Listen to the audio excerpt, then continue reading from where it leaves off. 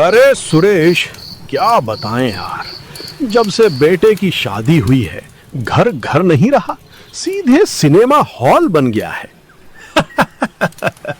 क्यों भाई, नई बहू ने आते ही अपना राज शुरू कर दिया क्या, या बेटे पर जादू चला दिया? अरे नहीं रे, वैसी बात नहीं है। बहू तो बेचारी बहुत सुशील है, पर ये बेटा, शादी से पहले जो लड़का रात को ठीक 9 बजे घर आ जाता था, अब उसको बहू के साथ घूमने से फुर्सत ही नहीं मिलती। टोकता हूं तो हंसकर कहता है, पापा आप नहीं समझोगे। ये तो हर घर की कहानी है रमेश। मेरा बेटा भी तो शादी के बाद शुरू शुरू में ऐसा ही बदल गया था। पर चल, इसी बहाने लड़का खुश तो है। आज की दुनिया में और क्या चाहिए।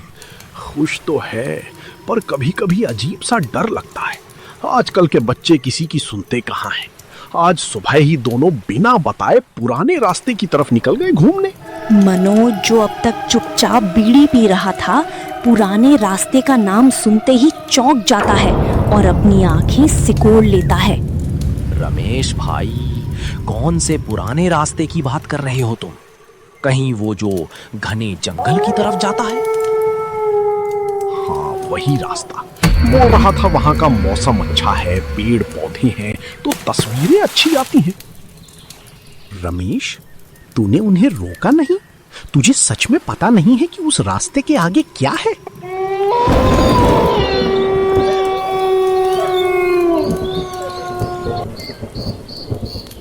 क्या है वहां ऐसा? एक पुरानी हवेली ही तो है ना, जो सालों से खाली पड़ी है। खाली नहीं है रमेश भाई, वहां वो रहती है। कौन? कोई रखवाला या कोई बंजारन? नहीं, एक औरत। लोग उसे भूत कहते हैं, कुछ उसे भटकती आत्मा कहते हैं, पर सच ये है कि वो एक छलावा है। वो उस हवेली की खिड़की पर बैठकर आदमियों को अपने पास बुलाती है। मैंने भी सुना है रमेश, जो भी उस हवेली के पास से गुजरता है उसे एक बहुत ही भीनी भीनी प्यारी सी खुशबू आती है।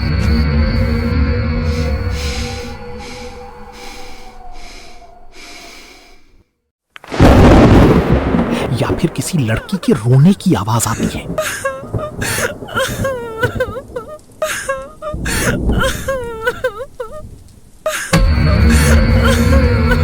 और जैसे ही कोई आदमी उस आवाज का पीछा करते हुए अंदर जाता है, वो फिर कभी लौटकर वापस नहीं आता।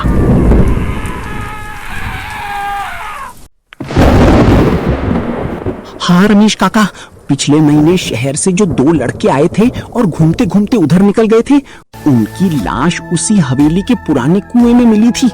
उनके जिस्म पर एक भी चोट का निशान नहीं था, पर चेहरे पर ऐसा खौफ था जैसे उन्होंने साक्षात मौत को सामने देख लिया हो।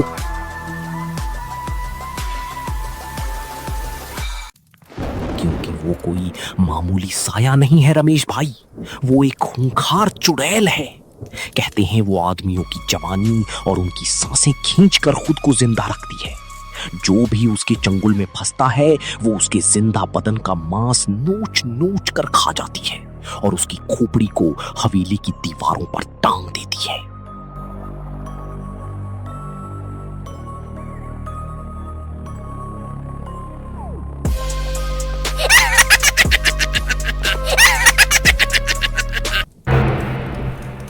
नहीं नहीं, मेरा बेटा, उसने आज सुबह ही मुझसे हंसकर कहा था, पापा मैं एक दिन आपको उस पुराने महल की सबसे बेहतरीन तस्वीर लाकर दिखाऊंगा। रमेश, देर मत कर, जल्दी अपने बेटे को फोन लगा। जल्दी कर भाई।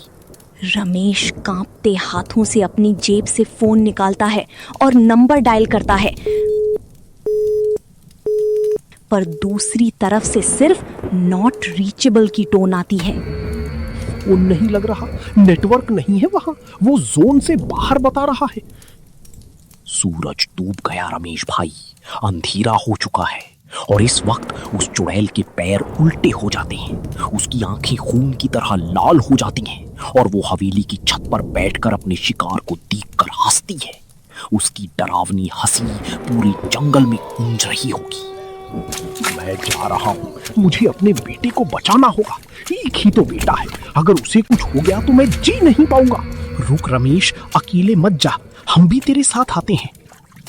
रमेश और सुरेश तेजी से घने अंधेरे रास्ते की तरफ भागते हैं। अचानक टपरी की लाइट फड़फड़ाने लगती है और दूर जंगल से एक औरत के जोर जोर से हंसने की बेहद डरावनी और गूंजती हुई आवाज आती है। छोटू और मनोज डर के मारे एक दूसरे को पकड़ लेते हैं।